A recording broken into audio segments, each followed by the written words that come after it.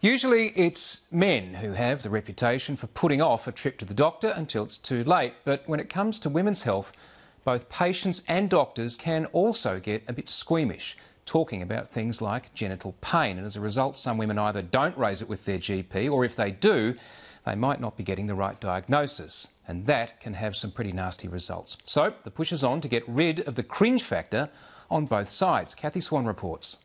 It was my daddy. You think Dad did it? Okay, I believe that. What about that? I am a mother and a mother of 3 grown children. I'm a grandmother. I'm a career woman. Astrid Swiris is making good recovery from major surgery. I have lichen sclerosis. It doesn't sound nice. It isn't nice. In my 40s, probably about 15 years ago, I became aware that I had a terrible crawling, itching sensation in the vulval region. I went to see my GP and the GP said, oh, it's probably thrush.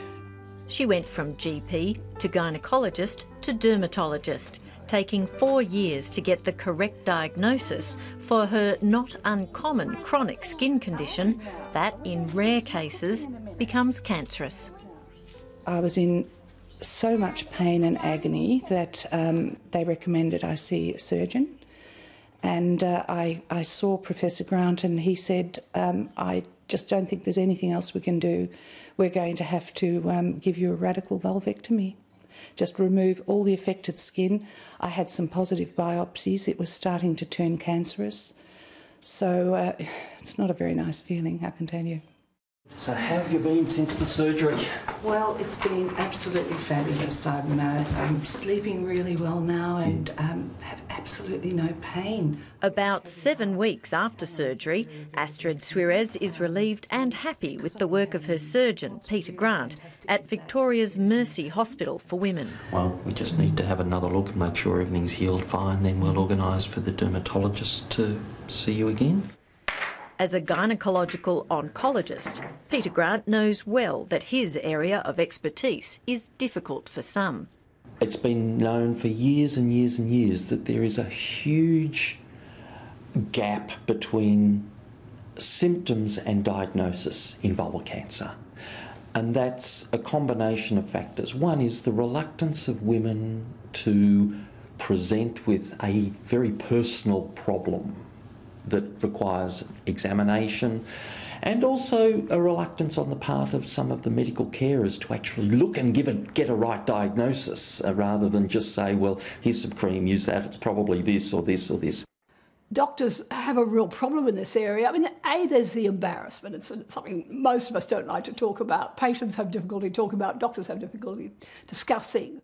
It's among the problems sex therapist Bettina Arndt began talking and writing about in the 1970s. The problem that we're all so embarrassed talking about sex. We all find it so difficult to go to our doctor or somebody with a sexual problem. Her aim now is to make it easier for women to access expert care.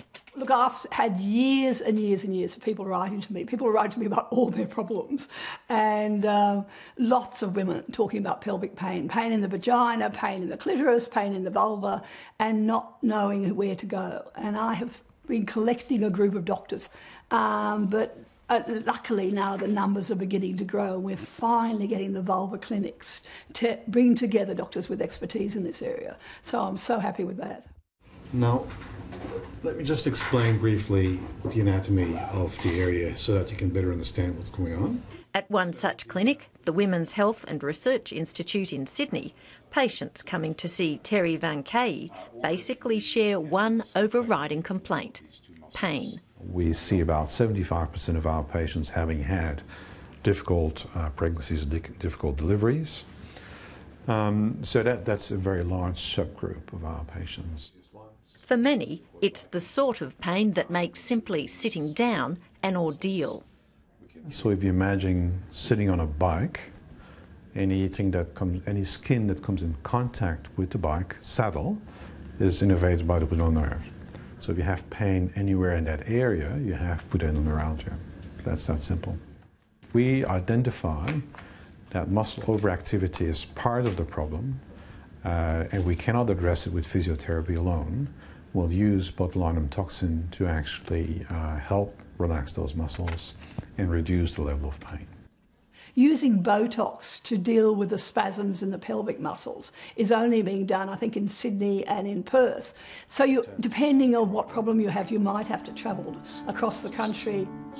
So the need to increase awareness, knowledge and access to expertise in women's health is urgent.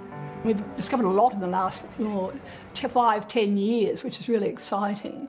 The new information that's coming through about the anatomy, what causes pain in the pelvis, different parts of the sexual anatomy, and all the problems we're discovering about that.